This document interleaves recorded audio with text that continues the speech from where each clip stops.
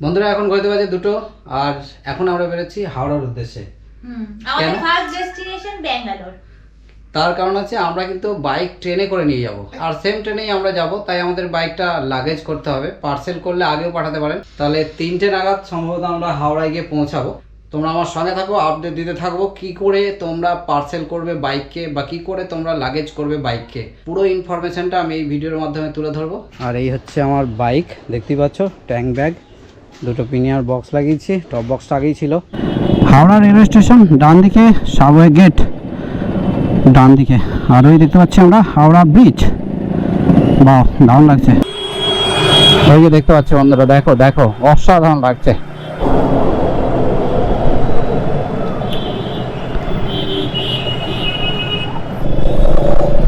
আমাদেরকে যেতে হবে পার্সেल काउंटरे। क्या बोले? पार्सल काउंटर वो इधर से जाना पड़ेगा आपको, आगे में है। वो लास्ट वाला?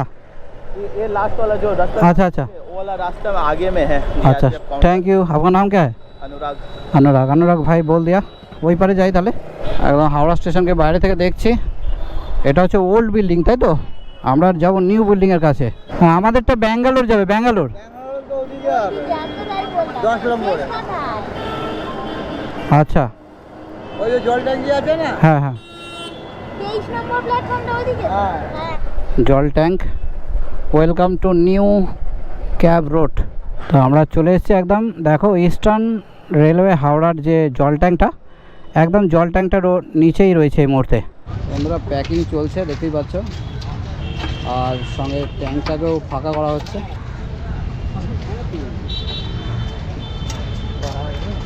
ট্যাঙ্কে একটু মানে তেল রাখা যাবে না, দেখতেই পাচ্ছ। এই হচ্ছে আমাদের আজকের গাড়ির প্যাকিং।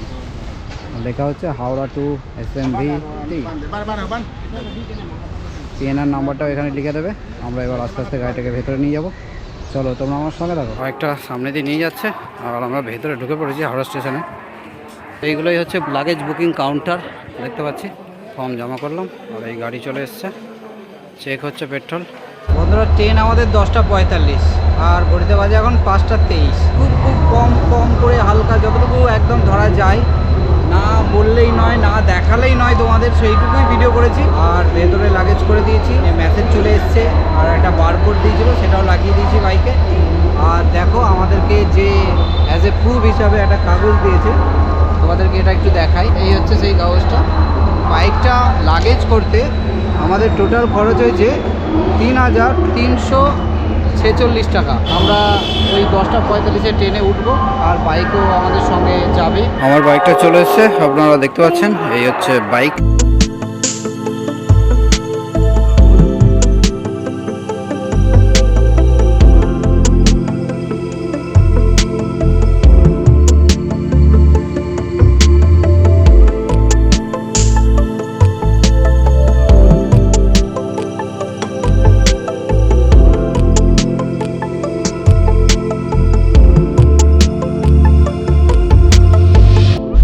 আজকে আমাদের লাঞ্চ। কিছুক্ষণ আগে আমরা পালাসা স্টেশনকে পার করেছি আর পালাসার পরেই হচ্ছে ফন্দি।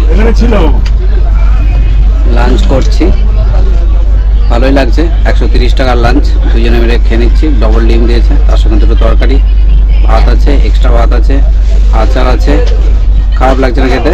আর এখন ঘড়িতে হয়ে গেল প্রায় 1:05। Good morning. এখন কোথায় আমরা আসছি?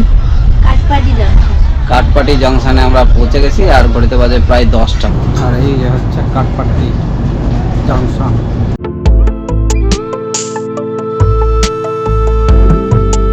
আর ভালো লাগছে না, ট্রেনটা এত লেট, প্রায় 6.5 ঘন্টা লেট চলছে। এবার কখন পৌঁছাবো সেটাই ভাবছি, কারণ একটা দিন আমাদের পুরো ওয়েস্ট।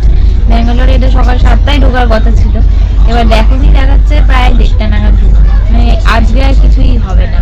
ব্যাঙ্গালোরে আমরা একটাও সাইড সিন হয়তো করতে পারবো না। চলে এসেছি SMBT ব্যাঙ্গালুরুতে। এই হচ্ছে স্টেশনে ঢুকছে, তোমরা দেখতে পাচ্ছ। ঘড়িতে বাজে 2টো আর ঘড়িতে বাজে প্রায় ওই 2টো। ওই বন্দে ভারত এখানে দাঁড়িয়ে রয়েছে। ফাইনাল ডেস্টিনেশনে এসে কেমন লাগছে? হ্যাঁ, এখন শান্তি লাগছে বাবা, ফাইনালি নামবো। আর ভালো লাগছিল না।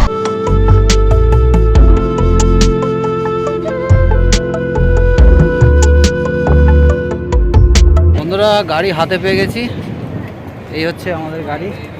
আর গাড়ি যদি লেটে তুমি রিসিভ করো তাহলে 200 টাকা পার ডে হিসাবে মনে হচ্ছিলো ফাইন নিচ্ছে। তবে আমার যেহেতু সেম ট্রেনে এসছে আর সঙ্গে সঙ্গে নিতে চলে এসেছি, তাই আমার কোনো পয়সা লাগেনি। আর এই হচ্ছে পার্সেল অফিস, দেখতেই পাচ্ছ।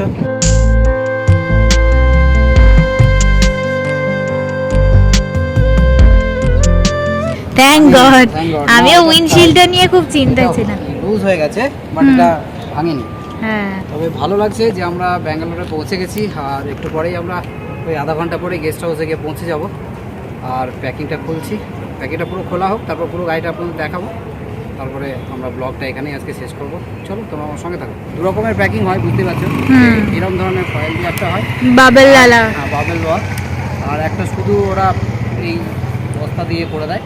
তবে আমাকে ভালোটাই দিয়েছিল, 500 টাকা নিয়েছিল তার জন্য।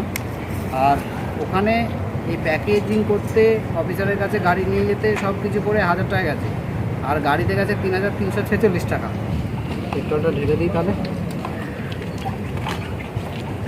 যেটুকু বলা সেটা হচ্ছে পুরো ব্লগটা আপনাদেরকে দেখালাম কিভাবে হাওড়াতে আপনি লাগেজ করবেন, আর যে কোনো স্টেশনে, যেমন এটা এসএমবিটি ব্যাঙ্গালুরু, সেখানে কিভাবে আনবেন পুরো প্রসেসটা। লাল কাগজটা কিন্তু হারালে চলবে না, ওটা রিসিপ্ট কপিটা কিন্তু এখানে দেখাতে হবে। আর এর সঙ্গে আধার কার্ডও জেরক্সও এরা মানে নিয়েছে আমার থেকে একটা, আর বোথ সাইড সিগনেচার করেছি। এইসব করার পর আমাদেরকে এবার গাড়িটা দিয়ে দিয়েছে। আমাদের কেমন লাগছে ব্লগটা অবশ্যই কমেন্ট করে জানিও, লাইক করো, শেয়ার করো। আরও যদি কিছু ইনফরমেশান জানতে হয় সেটাও তোমরা কমেন্ট করে বলো, সেটাও আমি বলে দেবো।